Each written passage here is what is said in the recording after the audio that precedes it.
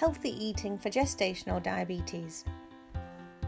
This video provides you with some basic first-line advice regarding gestational diabetes. However, for individualised advice, please see your dietitian. So what is gestational diabetes? This is when you have high blood glucose levels that develops during pregnancy and usually disappears after giving birth. This can occur at any time during the pregnancy, however it is more common during the second or third trimester. Gestational diabetes occurs as the body is unable to produce enough insulin. This is a hormone that helps control blood glucose levels. However, in pregnancy, your body cannot produce enough insulin to meet the extra insulin needed for the whole pregnancy. If you have been diagnosed with gestational diabetes, your diabetes team should provide you with a blood testing meter. So when should you be testing your blood glucose levels? A fasting or a before breakfast reading, and then 1 hour after each meal will give your team the best information about what is happening to your blood glucose levels during the day and night. The targets during gestational diabetes may differ from type 2 diabetes. This is because research has shown that it is best for your baby if your blood glucose level is as close to normal as possible. Therefore, aim for your blood glucose level to be 5.3 or less in the mornings, and 1 hour after meals should be between 3.5 and 7.8 millimoles.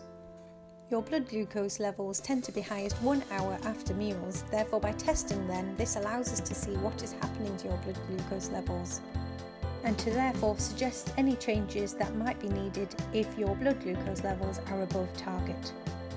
So what else can help your diabetes?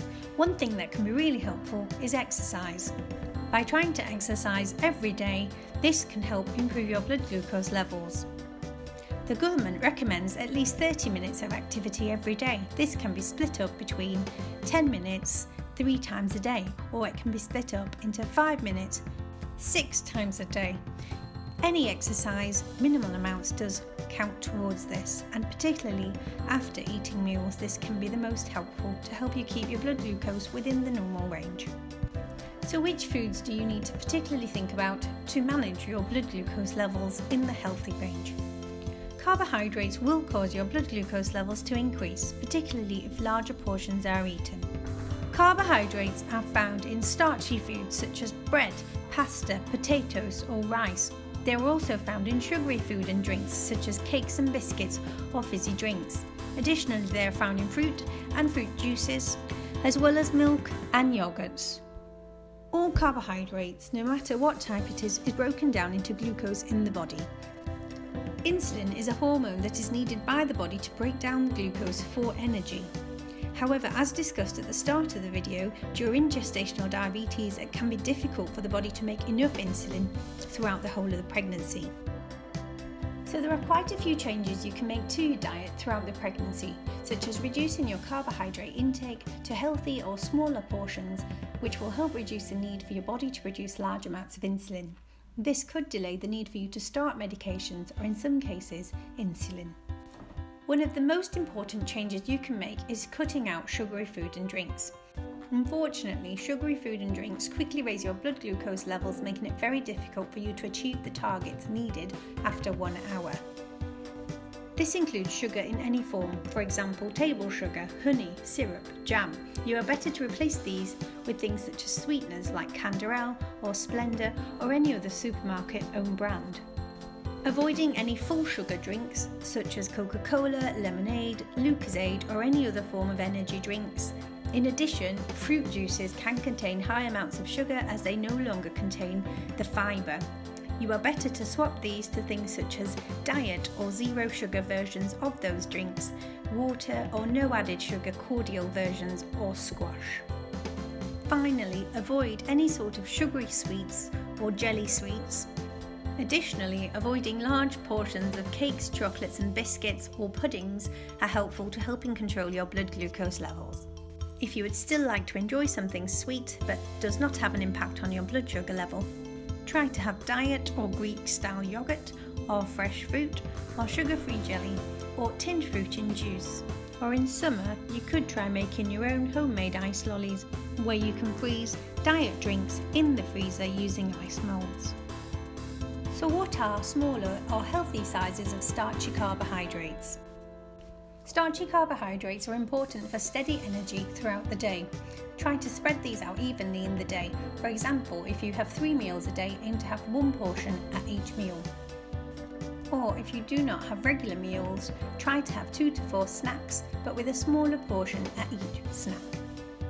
Some examples of 1 portion include 4 egg-sized new potatoes, 2 medium slices of bread, 1 small wrap or pita bread or injera or chapati, 4 tablespoons of cooked rice or a fist-size amount.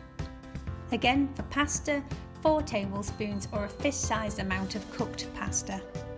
Or a small bowl of cereal. Other things may include couscous. Again, that will be a small fist-sized portion or 4 tablespoons. However, foods such as fufu or plantain may only need half a fist-sized portion as they are quite carbohydrate dense. This is the same for yam, where you would only require 2 slices of boiled yam. All these portion sizes described are approximately 40 to 50 grams of carbohydrates. Therefore, for the best blood glucose control, avoid having double carbohydrate portions, as this will increase your blood glucose levels above the 1-hour target range. If your blood glucose levels still remain high despite making changes and having healthy portion sizes, it is recommended that you speak to your diabetes team, as you may require medications to help. Another thing which can really help your blood glucose level is changing the glycemic index of foods you eat, or the GI. So what is GI? GI is a rating system for foods containing carbohydrates. It shows how quickly each food affects your blood glucose levels when the food is eaten on its own. Some carbohydrates are broken down more slowly than others. These are called low GI foods. Whereas some foods are broken down more quickly than other foods. These are called high GI foods. Therefore, it is very much worthwhile swapping your foods that are high GI to lower GI options. This includes foods such as granary or seeded bread instead of white bread, or choosing brown or wholemeal versions of foods where possible instead of white versions. Replacing smaller oats with jumbo oats will help provide a lower GI index. And fruit naturally in its own skin will be better than any other sort of fruit. Additionally, adding protein and vegetables to meals also helps to lower the GI of your meal. If you do include fruit, please be aware that it is best to have 1 portion of these between meals. A portion of fruit is 1 piece of fruit or 1 handful of fruit. For example, 1 apple or 1 orange or 1 pear, or a handful of grapes or a handful of berries, or 1 slice or 2 of mango or melon. Dried fruit contains a lot more sugar than natural fruit, so a portion of these may be something like 2 small dates or a small snack-sized box of raisins. It is best to limit the fruit that you eat in the day to a couple of portions between meals. However, vegetables can be eaten with meals or between meals as much as you'd like, as these do not affect your blood glucose levels. It is best to have a variety of different colours of fruit and vegetables in the day to ensure you obtain a variety of micronutrients in your diet. Protein foods do not make your blood glucose levels increase. Additionally, they help keep you fuller for longer and can help reduce the GI of the meal you are eating. Protein is also important for growth and development of you and the baby. It does not matter where you obtain your protein from. If it is vegetarian or vegan options, you may need a little more to meet your protein requirements. Calcium is important for you and your baby. It is found in milk, yogurts and cheese. Milk and yogurts can raise your blood glucose levels, particularly if you have these in large portions. Cheese, on the other hand, does not affect your blood glucose levels. You should try to aim for 3 calcium-rich foods a day. For example, a small glass of milk or a small pot of yogurt. This can be diet or Greek style, or a small matchbox-sized piece of cheese.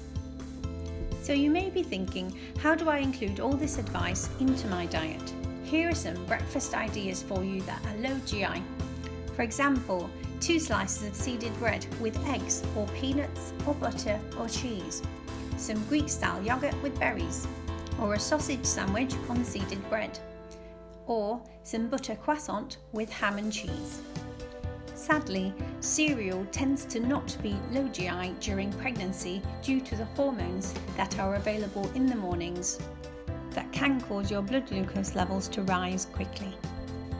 For lunch and your evening meal, aim for a third of your plate to be starchy carbohydrates, which is approximately 40 to 50 grams carbohydrate. Aim for a portion of protein and a portion of vegetables and salad.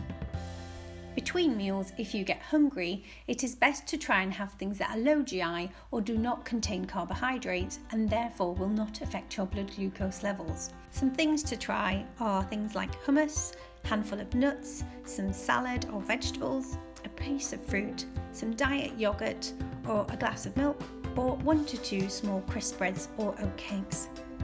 Remember, you can still enjoy takeaways or meals out, however just try your best to ensure that the carbohydrate portion is not a large portion and is within the range of healthy eating, or have smaller portions of each item in the takeaway or meal out.